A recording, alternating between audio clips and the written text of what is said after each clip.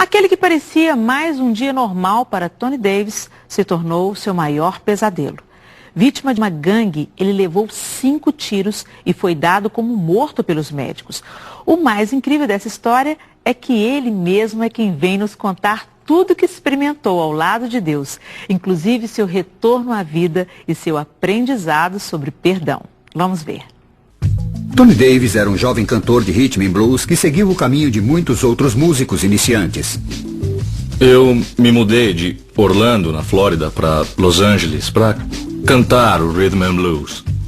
O sonho de virar um astro não se tornava realidade, então ele procurou ajuda em Deus. Eu comecei a orar ali. Eu disse, alguma coisa vai acontecer. Deus, se existe mesmo, por favor, me ajude a sair disso. Entreguei minha vida a Cristo ali, mudei minha vida e disse, quer saber? Vou cantar para o Senhor e quis cantar gospel. Tony iniciou a nova carreira como cantor gospel. Ele pensava que a vida tinha se acertado até uma noite em que foi buscar a esposa. Fui buscar minha esposa no trabalho. Quando parei na casa onde ela trabalhava, balas começaram a vir atrás de mim. O primeiro tiro acertou minha perna esquerda, na coxa. Me virei para correr. Nisso, mais 2 balas acertaram minha perna de novo. E então caí ao lado do carro. De repente, um outro homem veio pelo outro lado e começou a atirar de novo. Uma bala acertou minha coxa direita. Um tiro ricocheteou no chão e acertou minha perna. De repente, uma bala passou pelo meu rosto, pelo meu peito. E eu disse, chega! Em nome de Jesus! E o homem estava atrás de uma árvore, apontando a arma para minha cabeça, e eu disse, por quê? O que foi que eu fiz? Para atirar em mim desse jeito, vocês nem me conhecem. O que eu fiz? A mão dele começou a tremer e ele abaixou a arma. Nesse momento eu sabia que ele ia morrer. Tinha muito sangue. Uma das balas atingiu a principal artéria de Tony. Ele sangrou até perder os sentidos ali mesmo, na rua. Sua esposa, Criselda, saiu de casa quando o tiroteio começou. Quando eu saí, ele estava caído e sangrava muito. E logo eu vi que estavam usando um desfibrilador nele. Pedi para ir com ele, mas não me levaram, porque estavam usando o aparelho para trazê-lo de volta. Comecei a flutuar em direção às nuvens. As nuvens se abriram e no meio delas vi uma cidade enorme. Era muito estranho, mas a cidade era maravilhosa. Vi muitas cores que nunca tinha visto na vida. Umas cores estranhas, luminosas, radiantes, brilhando nesta cidade enorme. De repente uma voz disse, ainda não é sua hora, volte. E eu disse, não, sem chance. E a voz disse, Tony, seu trabalho ainda não acabou, volte. Você citou nosso lar como uma colônia espiritual. Mas existe só a colônia espiritual de nosso lar ou existem diversas pelo mundo afora? Existem infinitas. Assim como nós temos aqui as nossas cidades na Terra, nós temos hoje cerca de 200 países no planeta, não é? Temos em torno de 7 bilhões de habitantes, já alcançamos essa meta. Veja, é interessante esse marco. No plano espiritual, a gente tem toda uma sociedade que funciona ativamente, dinamicamente, com os seus interesses, com os seus afazeres, com as suas profissões, com as suas preparações. Tudo é desenvolvido, tudo é trabalhado, nada é em termos de ficar parado, de não ter que fazer a beatitude contemplativa num céu imaginário, ou o sofrimento eterno no inferno também, isso não existe. O que existe é trabalho, é aprendizado, é estudo, é felicidade, mas também existe sofrimento.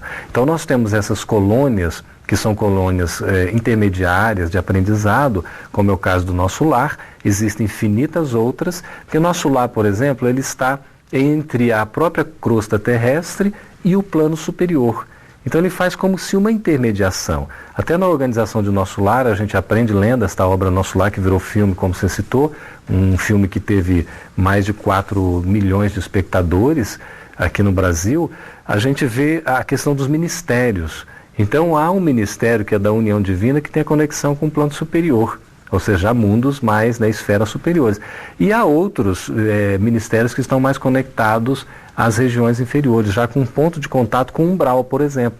Existe no mundo espiritual as chamadas zonas umbralinas, as regiões abismais ou os abismos, as regiões trevosas ou as trevas, e existem as esferas de transição, colônias espirituais como o nosso lar, e existem os mundos que são mais elevados, mais superiores, e outros que já são até celestes, ou seja, mundos já destinados mesmo a uma evolução muito maior e até inimaginável do que a gente possa pretender aqui na Terra.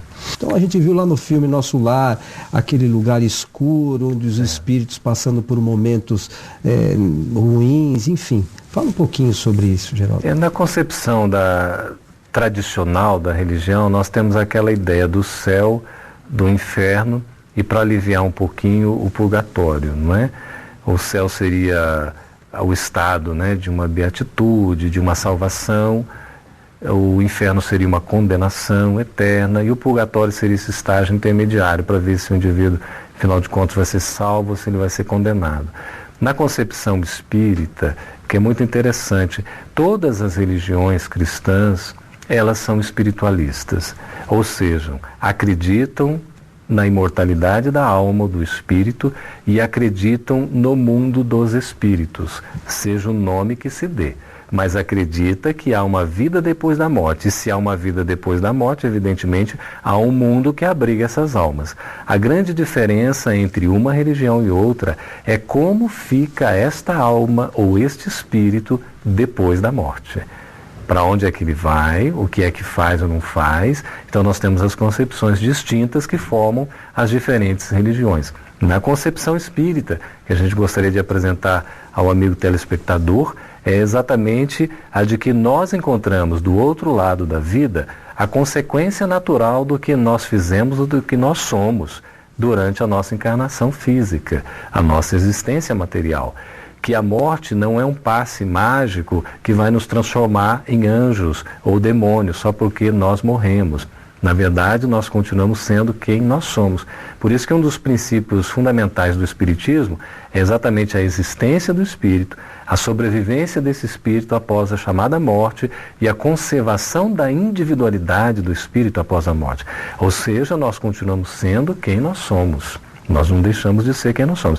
Evidentemente, sem um corpo físico, mas a essência, os costumes, a cultura, a organização em termos de conhecimento, de comportamentos, tudo isso a gente leva conosco. Só que do outro lado a gente vai ter uma visão um pouco mais ampla e gradativa. O que acontece? Quando nós, então, morremos, o corpo morre, nós desencarnamos, nós vamos para o mundo espiritual. E lá nós vamos encontrar a realidade que vai nos ser consequência da nossa própria vida material. Se nós, evidentemente, não aproveitamos o tempo, se nós não praticamos o bem, se nós malbaratamos as oportunidades concedidas, se nós nos desviamos do caminho certo, nós não fomos pessoas caridosas, nós vamos encontrar do outro lado as consequências do que nós fizemos de errado ou deixamos de fazer de bem. E aí, evidentemente, nós nos sintonizaremos com um processo de afinidade com aqueles que nos são simpáticos. E aí, como nós nunca estamos sozinhos, nós vamos para uma região que é muito mais um processo mental, íntimo, psíquico, de um estado às vezes de dor, de sofrimento, em que nós vamos como se fôssemos purgar as dívidas, os nossos erros, num momento de dor e de sofrimento que a gente precisa atravessar. André Luiz narra isso com muita clareza, porque ele foi considerado inclusive suicida. E ele não esperava, não acreditava, porque ele lutou pela vida. Só que ele teve alguns abusos, abuso da alimentação, né, o excessivo uso das energias enérgicas de uma maneira desequilibrada. Então, o abuso da bebida. Então, ele chega de lá, mesmo como sendo um suicida inconsciente ou indireto, ele é um suicida. E aí vai ter as consequências, vão ter aqueles que vão estar cobrando, aqueles que estão no estágio inferior também, localizados nessa região até num ambiente mais psíquico que atrai esses espíritos dessa natureza. Aí você tem dor, tem sofrimento, passa por necessidades, tem a impressão de que a barba cresce, você sente fome, sente frio, sente as necessidades fisiológicas, tudo como uma aparência, uma repercussão ainda do corpo físico, porque aquilo é muito claro, é muito patente, porque o espírito ainda está muito vinculado às próprias questões físicas. Ele não conseguiu se desprender de fato da vida material. Então, o umbral nada mais é do que essa região de purgação, temporária, porque não é eterna, até que o espírito, ele resolva sair daquela situação por um merecimento próprio, e ele recebe a intercessão. André Luiz narra, ele foi ajudado sempre pela mãezinha querida, ele nunca percebia a presença da mãe, mas a mãe sempre estava ao redor. E ela pede, por um processo de intercessão, a ajuda de um ministro, o ministro Clarencio, vai então, busca André Luiz. Quando ele enxerga, porque ele faz uma oração. Por isso que a gente vê como é importante orar.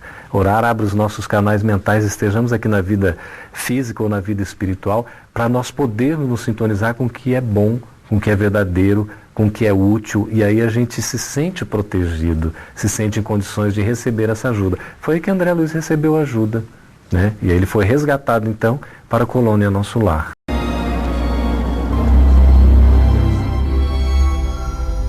Existem entre nós muitos recém-chegados que se surpreendem com forma semelhante ao planeta. Não foram informados que a criação mental é quase tudo em nossa vida?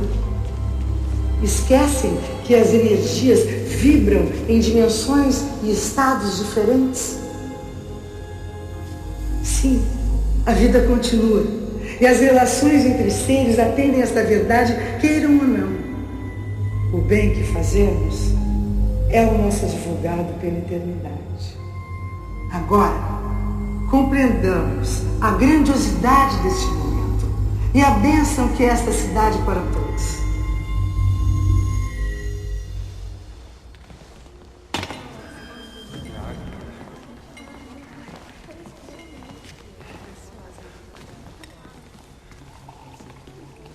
André, pensei que já estivesse pronto. Para quê? Ministro Clarencio lhe autorizou a visitar a cidade. Mas Lises, assim? Bem, eu lhe ensino a materializar outra roupa.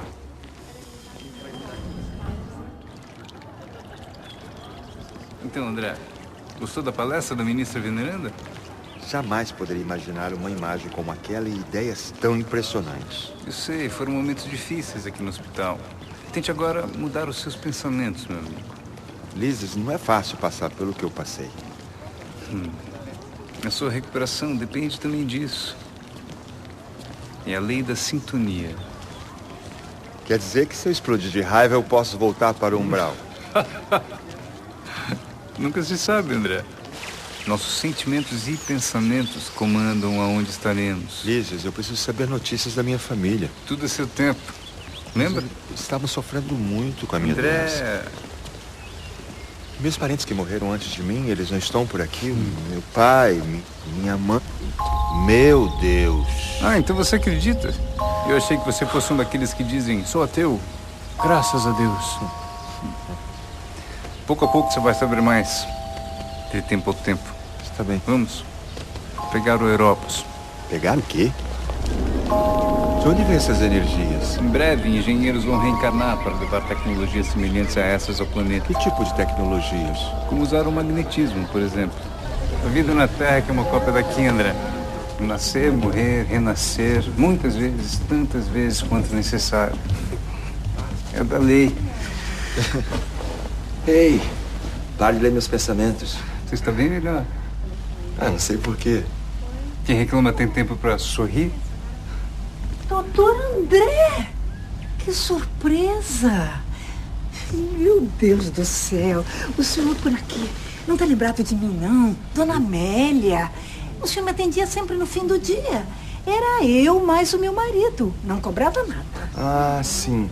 A senhora tinha dores na cabeça. Dores na barriga. Claro. Melhorou? Eu morri, né? Fiquei boazinha.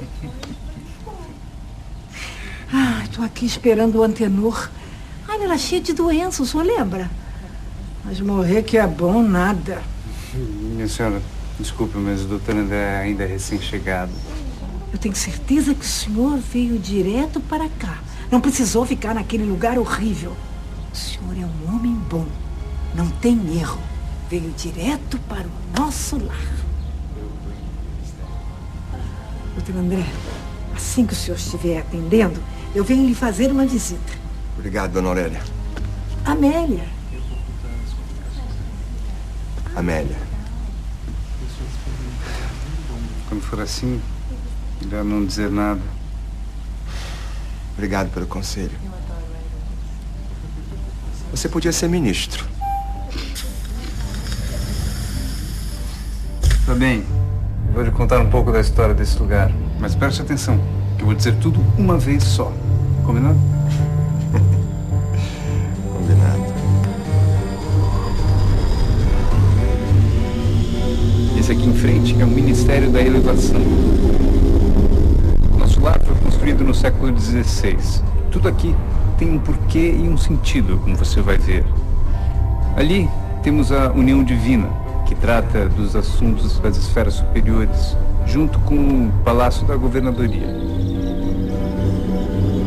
Esses são os prédios do esclarecimento e comunicação, que cuidam de pesquisas e mensagens para os familiares da Terra, entre outros assuntos. Você está no Ministério da Regeneração, que fica ao lado do Pavilhão da Reencarnação. Eu devo confessar, não gosto muito. Por quê? Um dia você vai saber. A praça principal abriga em cada uma das 6 pontas da estrela um ministério. Existem 72 ministros na cidade, André. Assim como os sopros de Deus.